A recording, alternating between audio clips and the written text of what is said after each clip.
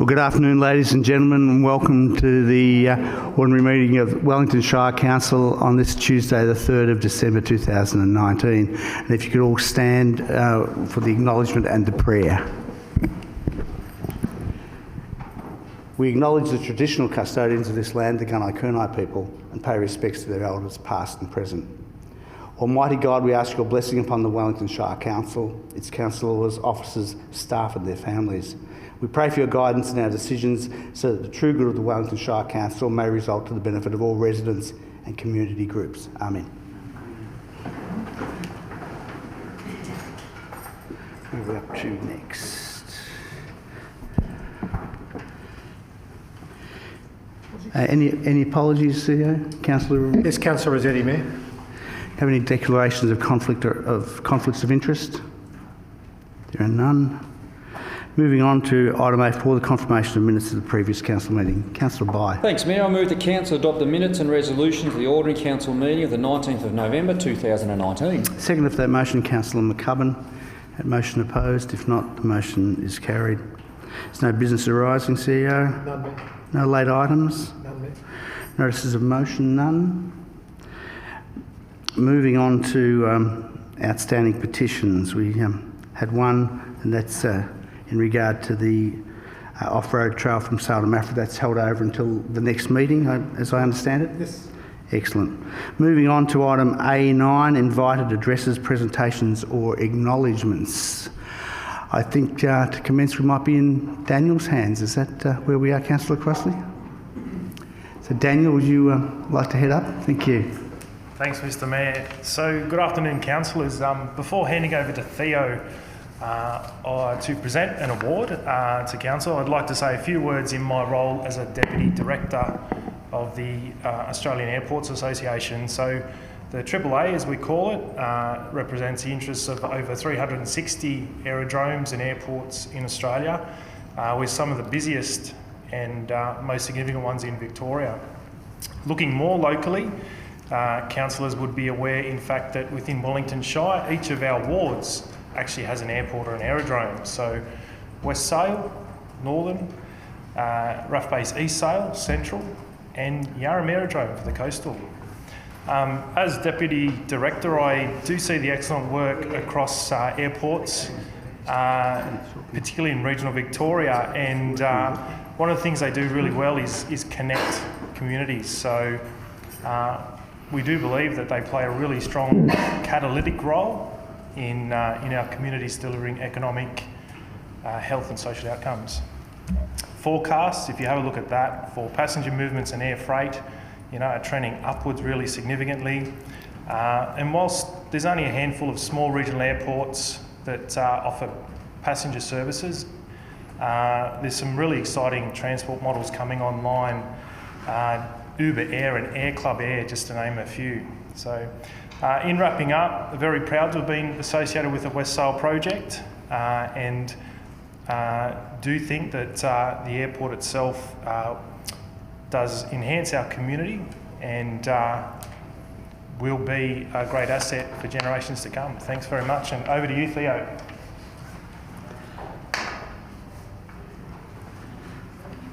I've got the award here. On behalf of all the business units of council, I'd like to pass on this award presented to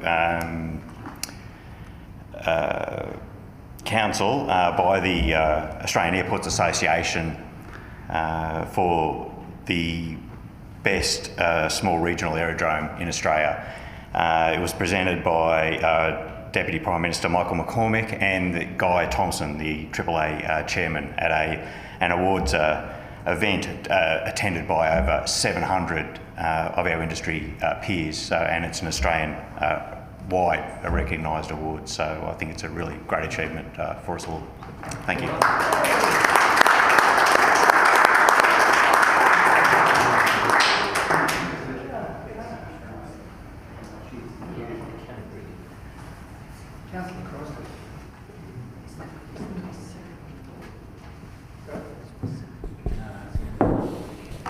Thank you, Mayor. Further to that award, I'd like to congratulate Daniel and Theo and all of the teams involved with receiving that acknowledgement and award, a great achievement. And certainly it's been a real significant turnaround to what it was in the past. It's just made huge gains in the management and certainly in the relationship between the various users and occupiers of the airport. And certainly that has been acknowledged with this award.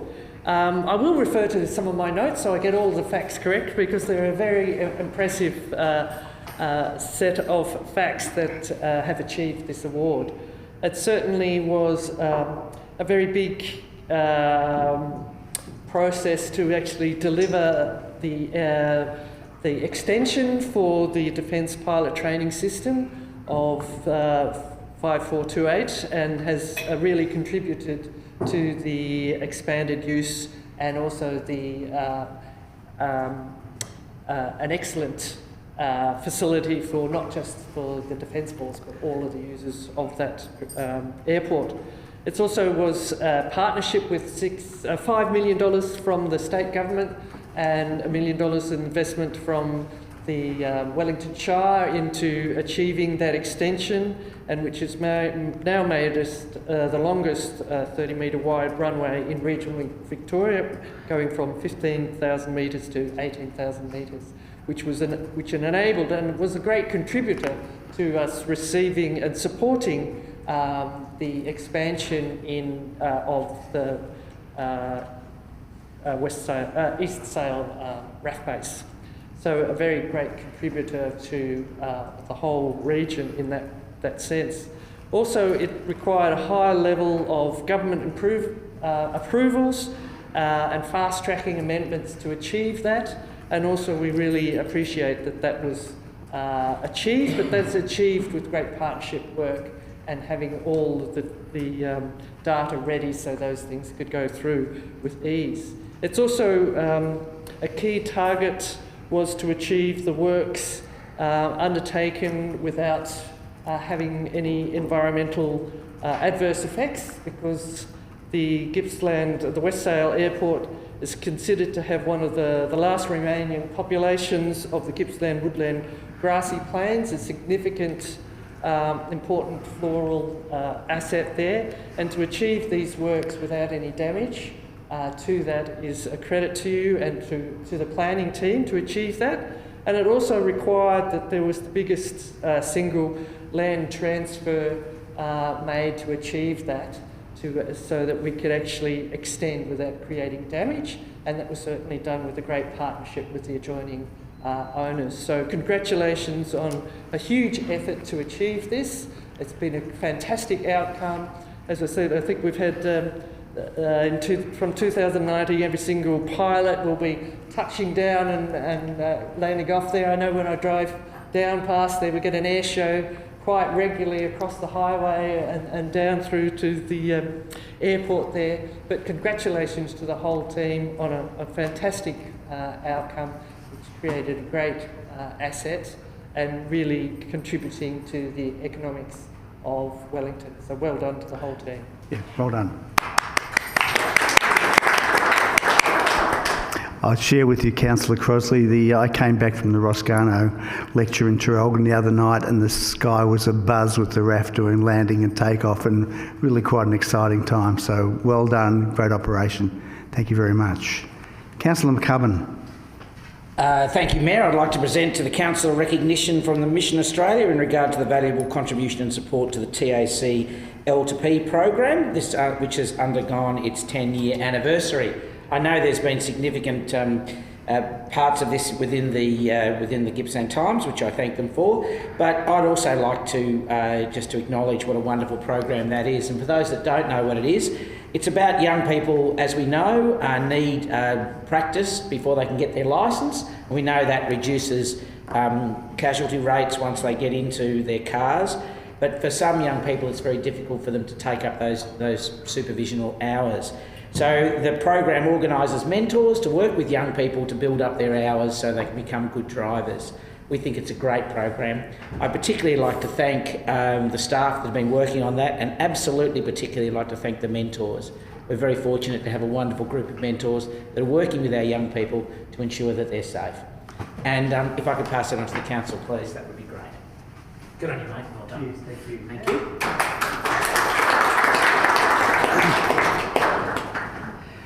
Thanks, Councillor McCubbin, and thank you for this. I was present at their 10th anniversary when we had this award, and there are a couple of aspects from this which are really exciting, not just for what it delivers today, and that was covered, and you covered that for us very well, thanks, Councillor McCubbin. But this program had its origins here in Gippsland. And so it began in Gippsland, it then was taken up throughout the rest of Victoria as a model. But more importantly, in developing this program, they discovered problems in regard to identity for Indigenous people. And this program pioneered the ability for Indigenous people to in fact get proper identity documents, which allowed them then to in fact move on to get their licences. Once again, a really great initiative for Gippsland that's set the path forward for the rest of the state and the nation. So congratulations, a really significant program. Delighted to receive this because it's a great initiative by Gippsland people. If we can move on. No questions on notice, CEO? No. Moving on to item B, Report of Delegates. I understand, Councillor Hull, you have a report for us? Yeah, thanks, Mayor. Last Thursday, the National Timber Councils Association had its annual meeting in Melbourne. 4 states were represented at that meeting. The purpose, of course, is to elect a new set of office bearers to carry the weight of the timber industry throughout Australia. Yeah, I got re-elected unopposed to the executive, but I don't intend to become the new chair, I can tell you that much. A couple of things that came out of it. For some time, probably the last 3 years, we've been working very hard to get funding from the federal government to run a transit program. And this was to set up a national road transport system for the timber industry. It has been done for the mining industry and for the grain, and we were always promised that the money would come through. Anyway, last Wednesday the money didn't come through, but the federal government is now going to run the program, so we're very happy with that. The main topic of conversation, of course, was the changing structure base of the timber industry in Victoria, and the unexpected surprise that came to local government. The National Timber Councils put together a panel of 3 experienced, well-educated, documented people in the timber industry, not in the timber industry, that are associated with the knowledge of the timber industry. And there was a very strong presentation from them to retain the industry, and they had the proof to back it up, and down the track we'll make use of those. The upshot of the meeting is there's a strategy meeting coming up as to how the timber industry and local government working together will set out to protect those jobs and protect the industry in rural Victoria. And some of the ideas that were floated around the room ran past Tasmania, which now, as you know, is back in the timber game. Queensland has now extended their native logging for another 2 years. Western Australia is now allowing native forestry harvesting, and of course New South Wales are continuing with what they're doing, which is great. Victoria seems to be the one state that's out of kilter with the rest of Australia. So the upshot was that at the strategy meeting, where we resolved that depending on the outcome of the meeting, that should the meeting decide to get the upper house to have a parliamentary inquiry as to how this decision came about and have the documentation tabled, the request will come back through the local government network into our councils, asking that the mayor write to the upper house members in each region, requesting them to support the upper house inquiry, and to give us some idea as to why the pin was pulled, who pulled it, and where it's going from there. So that's the report from last Thursday. Thanks, Councillor Hull. Moving on to item C 1.1, Audit and Risk Committee member appointment. Councillor Stevens.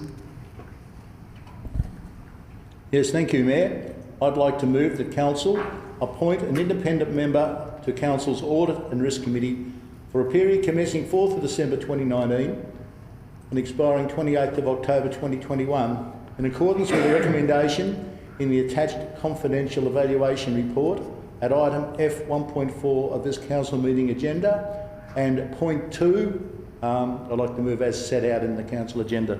Thanks, Councillor Stevens. Do I have a second? Councillor Ripper. Is that motion opposed? If not, the motion is carried. Councillor Stevens. Yes, thank you, Mr Mayor. I was going to be cheeky and suggest that the Audit and Risk Committee is the preeminent committee of Council, but of course that would be unreasonable because we have many important committees of the Council, and place names comes to mind immediately, Councillor McCubbin, and it's obviously important that we have a mix of councillors and independent members, and we now are back to full strength with the appointment of our second new independent member, and this means that we will be able to meet again in the next week and a half and carry on the important business of the Audit and Risk Committee. So it's good that we're now at full strength again, Mr Mayor. Thanks, Councillor Stevens. Moving on to item C 2.1, Assembly of Councillors. Councillor Bye. Thanks, Mayor. I move that Mayor note and receive the attached Assembly of Council records for the period 13th of November 2019 to the 27th of November 2019. Second of that motion, Councillor Marr. Is that motion opposed? If not, the motion is carried. Councillor Bye. Moving on to item C 2.2, Adoption of Council Meeting Dates 2020. Councillor Marr. I move that Council formally adopt the dates and times of the proposed 2020 Council meetings as attached, and that Council make public a schedule of Council meetings for 2020. Second of that motion, Councillor Bye. Is that motion opposed? If not, the motion is carried. Councillor Marr. This is basically to formally adopt and make public the Council meeting dates for 2020. On a personal note, I'd like to, and as a number of these dates fall on family members' birthdays, I'd like to apologise in advance that I will be busy to them on those days. Thank you. Thank you. Moving on to item C 2.3, Appointment of Committees and Delegates. Item 2.3, Appointment of Committees and Delegates. I think that's Councillor Ripper. Thank you, Mayor. I'd like to move that councillors be appointed to council committees in accordance with the updated register as attached. Second of that motion, Councillor Stevens. Is that motion opposed? If not, the motion is carried. Councillor Ripper. Thank you, Mayor. Every year, the councillors have various committees, and this is just to formalise that some of the councillors move from one committee to another committee, or councillors have stayed on their relevant committees. So this allows councillors to be out in touch with the public, which there's a plethora of committees. I couldn't even start to mention them. It just goes on and on. So if those that are interested to know who's on which committee, please have a look at this document and you will see that councillors not only in the chamber are busy, they are busy during the week in between meetings. Thank you. Thanks, Councillor Ripper. Moving on to item C 3.1, 90 Mile Beach Subdivisions Ombudsman Report. Councillor McCubbin. Thank you, Mayor. I'd like to move the Council, having received the Victorian Ombudsman's report investigation to Wellington Shire Council's handling of the 90 Mile Beach subdivisions, and having sought legal advice, 1, resolve to support recommendation 1, in doing so, A, reduce general rates on all undevelopable land in the 90 Mile Beach subdivision to 0 from the 1st of July 2019 onwards. B, cease to levy the waste infrastructure charge in all undevelopable land in the 90 Mile Beach subdivision from the 1st of July 2019 onwards. C, as a gesture of goodwill, refund on the request of current landholders or previous landholders who can provide evidence of payment made within 12 months of this report. Rates payable on all undevelopable land in the 90 Mile Beach subdivision since rates notices were reinstituted against floodplain land in 2006. And second part, the waste infrastructure charge paid on undevelopable land in the 90 Mile Beach subdivision since the commencement of the voluntary assistance scheme in 2011. 2, note that Council has already commenced the implementation of Ombudsman Victoria's recommendations 2 and 3 by A, actively facilitating the sale of single allotments between landholders and urban nodes without Council itself acquiring land, and B, updating Council's website to assist communications of relevant information affecting landholders. And point 3, note that the Department of Environment, Land, Water and Planning have confirmed in writing that they will take responsibility for implementing recommendation 4 and the delivery of the compulsory acquisition phase. Thanks, Councillor McCubbin. I think that was Councillor Stevens by the shortest of margins. Is that motion opposed? If not, the motion's carried. Councillor McCubbin. Thank you very much. Again, I don't intend to say too much about this because far too much has been said over far too many years. The 90 Mile Beach subdivision has been a significant issue for Council over many years, and we really appreciate that the Ombudsman has taken that on board. As we promised at the time, and we are doing today, we promised to implement the recommendations of the Ombudsman's report in full. And that is what we are doing. The Ombudsman, the umpire, came out and made a series of decisions, and we have decided to accept those in full. And with that, I acknowledge, as indeed the Ombudsman did, that Council act lawfully and appropriately in all matters in regard to this. But we appreciate that because of the considerable angst that this has caused, and we appreciate and understand and have always been sympathetic of that, that as a gesture of goodwill, it is appropriate for us to repay those rates and charges on those properties. And we shall be doing it exactly as we said we would. I will also note the 4th point, and that is the issue of compulsory acquisition, and the Department of DELP have suggested that they are pursuing that matter. This is an incredibly important issue, and not only for those people who were treated incredibly unfairly, as we've always said, by Wilmore and Randall back in the day, and a clear demonstration that we need proper planning authorities to be able to institute this. I think one thing that's forgotten is that this all happened prior to council planning authorities and all sorts of things. It really was the Wild West in those days. And it probably demonstrates that all the current structures that we have in place are there to protect the people. And indeed, these people were treated very badly at the time. We've always been sympathetic of that. However, it is a knot that needs to be untied, and we have done so, and we are listening totally to what the Ombudsman has said. We appreciate there are more to come with this, and we appreciate the patiences of our community. We will say, however, that it's not only our sympathies go with the people who are tied up with this, but also that the future of that area, this beautiful, pristine area of the 90 Mile Beach, an absolute asset to the Wellington Shire, a huge environmental showcase, and one that we intend to keep in good condition, hopefully for the rest of its life. Thank you. Thanks, Councillor McCubbin. If we could move on to item C3.2, proposed land sale, rear 36 Main Road, Gormandale, part lot 13 LP 4830. Did I get that right? Yes. 4930. Put your glasses on, Alan. Councillor Stevens. Hang on while I change my glasses, Mr. Mayor. Sad to be of a certain age, isn't it? Thank you, Mr. Mayor.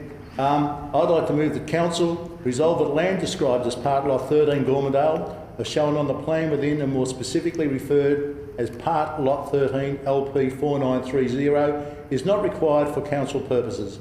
2. Council advertise its intention to sell the land at or above the current market value by private treaty, subject to the provisions of the Local Government Act 1989, Section 189 and 223, including calling for submissions in relation to the proposed sale. And points 3 and 4 I'd like to move as set out in the council agenda. Thanks, you. Thanks, Councillor Stevens. I have a seconder for that motion. Councillor Hull. Is that motion opposed?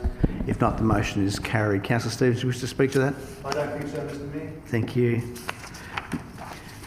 Moving on to item C3.3, Planning Scheme Amendment C99, etc. Councillor Marr. I move that Council receive the letters from the Minister of Planning referred to Attachment 1 in relation to Amendment C99, and 2, note that the State Government is currently developing a new policy and strategy response to coastal flooding and climate change adaptation, and 3, delay the implementation of Amendment C99 until this statewide policy and strategy response is finalised. Second for that motion, Councillor McCubbin. Is that motion opposed? Not, the motion is carried. Councillor Marr. On the 20th of August, at a council meeting, a motion was passed deferring the C99 amendment, which sought consistency of a state-led approach, certainty of position and clarification from the state government. Attached are the responses received from the Minister of Planning, Richard Wynne. He has advised that he supports the inclusion of Port Albert in updating of flood controls throughout the municipality, as well as further informing that the Victorian Government's approach to managing climate change impacts on the coast is still being developed. The Marine and Coastal Policy is due for a release on the 31st of December 2019. However, this policy will also be supported further by a strategy. The strategy is yet to be released, and that will be later in 2020. The strategy will inform a statewide approach to adaptation and hazards. It certainly makes sense to continue to delay the C99 amendment until the statewide policy and strategy is released, allowing us to then move forward. Thank you. Thanks, Councillor Marr. If we could move on to item C 4.1, Road Exchange, Wonnangatta Road, Dargo. Councillor Ripper. Thank you, Mayor. I'd like to move pursuant to Section 206, including Clauses 2 of Schedule 10 and Section 207A of the Local Government Act 1989. Council resolved to advertise its intention to undertake a road exchange by deviating sections of the unused government road. Councillor McCubbin. I'm sorry, sir. We should have named the councillors. We can do the point 3, Mayor, so just... Yes, point 3 councillors, so we need to name those councillors at this moment, so we need to in fact call for nominations in regard to that. Yeah, so when you get to that... When we get to that? Yeah. Okay, let's take off on Para 1, and I think we're up to sentence 3. Undertake a road exchange by deviating sections of unused government road between Crown Allotment 1 and 2 and 9A and 9B. Section 20, Parish of Dargo, over parts of Crown Allotment 1 and 2, Section 20, Parish of Dargo. 2. Council place a public notice of the proposed road exchange in local newspapers and serve a notice on statutory authorities. 3. Council appoint 3 councillors plus an alternative representative to form the Wonnangatta Road Exchange Committee that is established by Council under Section 2231BI of the Act, to consider written submissions/objections and to hear any persons who in their written submission under Section 223 of the Act have requested that they be heard in support of the submission/objection. Are we going to name? So just my suggestion, Mayor, we can just, it's Councillor Ripper's motion, so we can just add point 5 and that the 3 councillors be councillor, and just name the 3 councillors at the end of the motion is probably the easiest way. At Para 5? Yeah, just adding Para 5. Certainly, thank you. We'll go up now to Para 4. In the event that there is no objections or submissions, Council authorise the Chief Executive Officer to progress the road exchange, including placing a notice in the Victorian Government Gazette. Para 5, the 3 councillors will be... And given this is the... Councillor Ripper. Councillor Crossley, Councillor Hull, and we have... Councillor McCubbin to alternate. Councillor McCubbin will be the alternative. Good. That's fine. Have a second for that motion. Councillor Bye. Is that motion opposed? If not, the motion is carried. Do you wish to speak to that, Councillor Ripper? Look, after that? I'm on a bit of a winner here. That's I can be interrupted and start again. I love doing that. Right. No, it's good. It's good. It's good practice. Wonnangatta. Could talk a lot about Wonnangatta, but that's not what this is about, the road. So what has happened is that road, in fact, in 1914, it was surveyed. 1914, long time ago. So the Avon Shire commenced the process. I will call it the Avon Shire. Stratford-on-Avon in England. Sorry, Councillor McCubbin. So in 1988-89, that was 6 years before, and I might say on the 2nd of December 1994, amalgamation of the shires into the Wellington. So that was just a little bit of trivia. So now council officers have consulted with the property owner and with DELP just to sort of shore up that road and with a road exchange. So they've even spoken with the property owner who is supporting it, but we have to go through the relevant process of all documents, all government bodies. So this is what we're doing. So we'll move on. Thank you. Thanks, Councillor Ripper. If we might move on to item C4.2, Tarra Trail Shared Pathworks. Councillor Marr. I move that Council adopt the recommendations contained in the attached confidential tender evaluation report at item F1.3 of the Council meeting agenda for contract 2019-018, Tarra Trail Shared Pathworks, and the rest is read. It was Councillor Crosley by just that much, Councillor. Just that much, Councillor by. Is that motion opposed? If not, the motion's carried. And do you want to speak, or I can announce? We can do it in either. And I'm happy to announce the successful tenderer as Clint Kelly Excavations Proprietary Limited. Councillor Marr. I'd just like to mention that down our way we have a Friends of Tarra Trail group who worked relentlessly for many years, and this is almost a culmination of their past work, and I certainly offer them many congratulations, although they are in recession and no longer formally operating. Irregardless, their volunteer time and effort is certainly noted. These works are approximately 6 kilometres in length from Alberton to Port Albert, and it provides a crucial link connecting local communities from Alberton to Port Albert to Yarram, but also Langsborough to Port Albert, which Langsborough has for many years struggled to have a connectivity to Port Albert, and many residents, children and dog walkers have had to walk on the road, and that at times has been quite an interesting journey, to say so myself. So this will provide a safe off-road link that will promote many opportunities, lifestyle choices and a healthy option to all. It's been funded by the LVA, the Latrobe Valley Authority, with some Roads to Recovery program funding that is picking up the balance, and we say thank you to everyone. Thanks, Councillor Marr. If we could move on to item C4.3, Roads to Recovery program, additional funding. Councillor Crosley. Thank you, Mayor. I move that Council note that additional Roads to Recovery program funding has been allocated by the Federal Government for the 2019-20 and 2021 financial years. 2, Council authorise the Chief Executive Officer to perform the necessary budget adjustments to allocate this additional Roads to Recovery funding to the infrastructure renewal projects as detailed in attachment 2.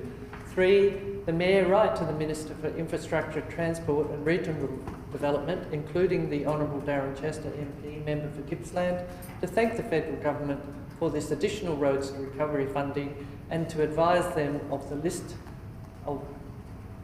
of projects that will be implemented as a result of this funding. Second of that motion, Councillor Ripper. Is that motion opposed? Not, the motion is carried. Councillor Crosley. Thank you, Mayor. Roads to Recovery is a Federal Government initiative, and it's been a very important part of our maintenance program, and certainly over the years it's been crucial in replacing all our bridges, and certainly in the more rural sector of the Shire. As we said, this is really a welcome addition to that funding. It's nearly double of the funding. It's normally it was at 3.15 million, and so the new allocation of 3.2 million will go a long way of meeting some of our community needs in this area. This was part of additional funding as a response to the drought, and certainly Wellington Shire is one of 128 other local government areas that are receiving additional funds. It has to be, under the agreement, has to be expended by December 2020, so that's why the various items which were in attachment 2 have been chosen. As you can see, there's a broad sweep of our smaller communities as well as Sale there, and these have been chosen because of the planning has already commenced. We know what we need to achieve, and so we can deliver these as quickly as possible to meet our funding requirements. It's also a really good thing for drought conditions to actually have those extra 3 million funds injected into the community. Infrastructure is a great way to circulate funds throughout the community. As we know, the drought doesn't just affect farmers, it affects everybody, and so this is a very welcome injection of funds, and we certainly do thank the federal government for this initiative. Thanks, Councillor Crosley. We'll move on to item C5.1, Maffra Recreation Reserve Committee of Management membership. Councillor Ripper. Thank you, Mayor.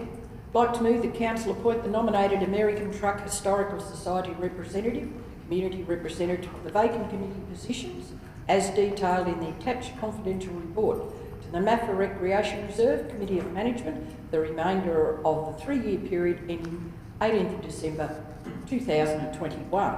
I'd like to take Para 2 as read. Thanks, Councillor Ripper. Do I have a second? Councillor Bai. Is that motion opposed? If not, the motion is carried. Councillor Ripper, moving on to another one for you. Item 5.2, Maffra Recreation Reserve Committee of Management AGM minutes. Councillor Ripper. Thank you, Mayor. I'd like to move that Council receive the minutes from the Maffra Recreation Reserve Committee of Management Annual General Meeting held on the 7th of October 2019. Seconder for that motion? Councillor Marr. Is that motion opposed? If not, the motion is carried. Councillor Ripper? All right. Item C5.3, Newry Recreation Reserve Committee of Management minutes. Councillor Hole. You can't go home yet. Thank you, Mayor. I'm going to move the Council receive the minutes from the Newry Recreation Reserve Committee of Management's general meetings held on the 19th of August and the 18th of November 2019. Second of that motion? Councillor Marr.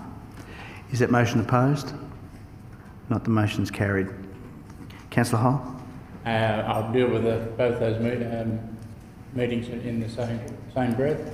It's a very small committee, but very energetic committee, very passionate about Newry, as you can well imagine. The issues that have come up in these two meetings is the state and condition of the Newry football ground pavilion. It is aged. The kitchen is, whilst being used, I would suspect is not quite up to the standard that's required for public health, and I'd like to suggest that give an inspection to advise the committee as to which way they can go.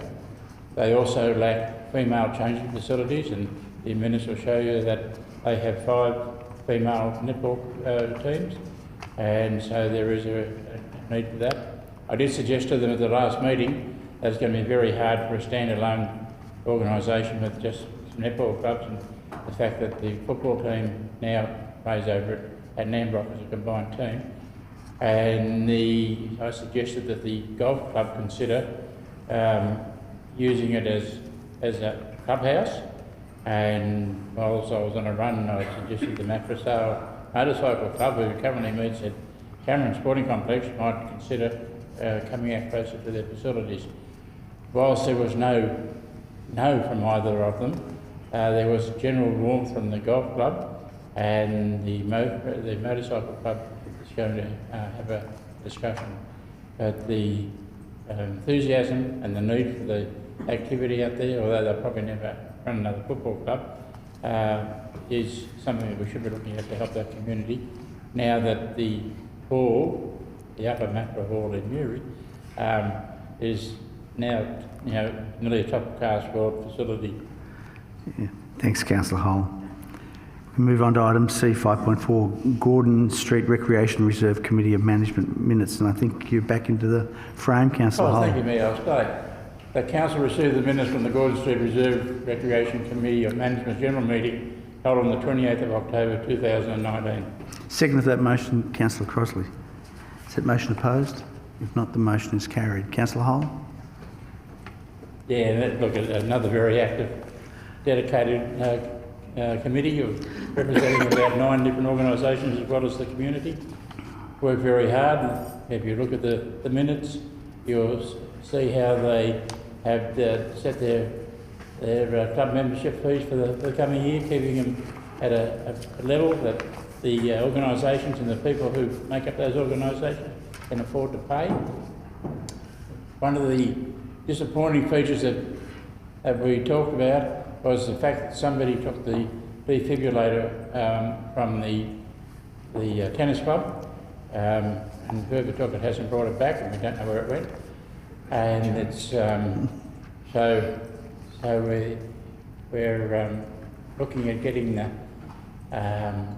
defibrillators around the town on a master sheet so that we know where they are, and so that's going to happen. The other good piece of news that came out, or two good pieces of news that came out of it, that the upgrade of the RV park after the new toilet shower block and wash, everything was finished. There's a few bob left over, and so the committee is going to put that into picnic tables and that for the RV people. And Great. Its popularity is getting good. There were 9 vans there the other night. There's always at least 2 to 3 vans every night. So we're going to put those facilities in. The other thing is the way the committee works. On Sunday there was a working bee splitting firewood to raise a few bob for a couple of little projects. About 12 to 14 metres of wood was split. By the time I finished, I thought rigor mortis was setting in. I was that stiff. Anyway, the numbers is nearly gone today, but that'll be put to good purpose by the committee. Thanks, Councillor Hull. Do we have any urgent business here? No, nothing. We move on to then further gallery and chat room. Just in referring to this, gallery comments are an opportunity for members of the public to raise any particular matter they wish. This allows those in the gallery to speak directly to councillors, but is not a forum designed for open discussion or debate. We will listen respectfully to what you have to say and make the commitment that the Mayor will respond to you in writing within 1 week if required, and a copy of that response will be circulated to all councillors. This is not a forum for members of the public to lodge complaints against individuals, including councillors and staff, particularly as that individual gets no public right of reply to any matter raised. We take complaints seriously, and in line with the guidance of the Victorian Ombudsman and the Local Government Inspectorate, we request that any specific complaint against an individual be put in writing. This way your concern can be properly dealt with while ensuring fairness to all parties concerned. If you wish to speak, we remind you this part of the meeting is being recorded and broadcast on our website. Council's official minutes will record that you have spoken to Council and the subject you spoke to Council about, but will not record specific comments. We ask you to state your name in full, where you're from, and the time allocated is 3 minutes. Would anyone like to address Council?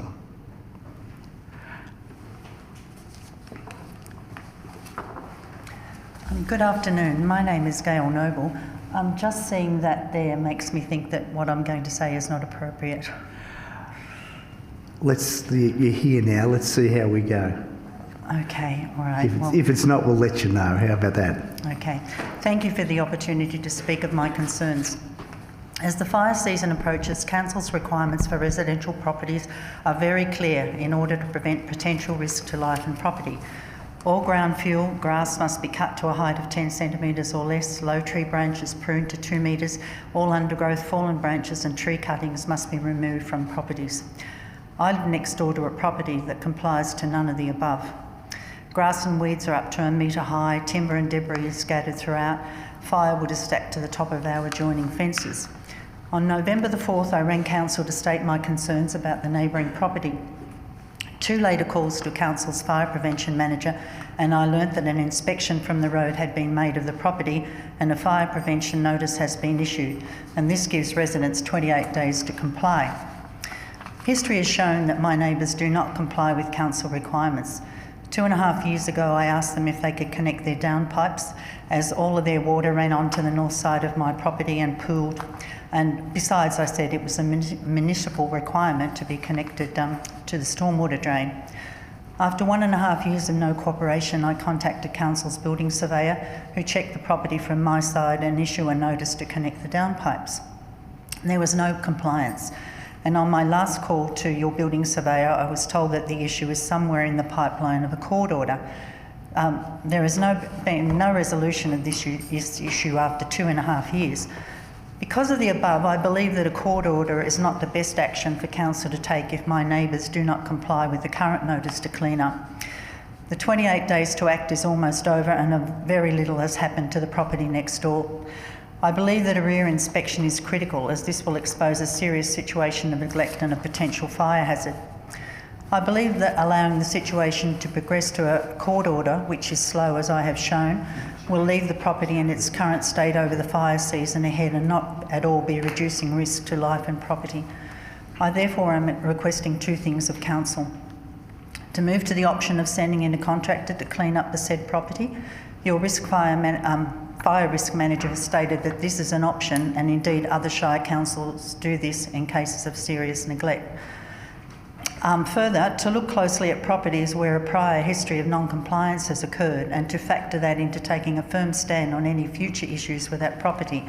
For example, that if 28 days is issued as part of a process, no extension be considered. I feel that I am entitled to feel safe on my property with the impending fire season upon us, but the situation of a derelict property next door to me leaves me feeling only anxious. Thank you for that. Thank you for your... And if you could catch up with Sharon Houlihan, who has her hand up, and we'll get some additional information from you and deal with the matter appropriately. Thank you. So thank you very much.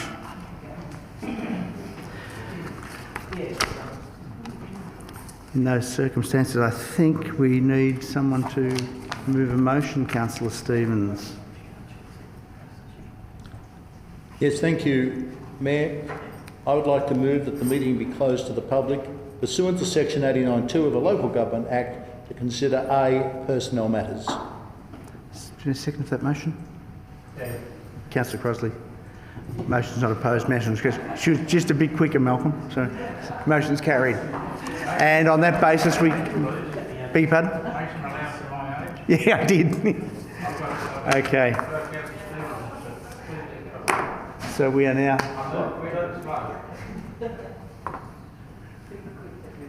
We are now closed, in the closed session.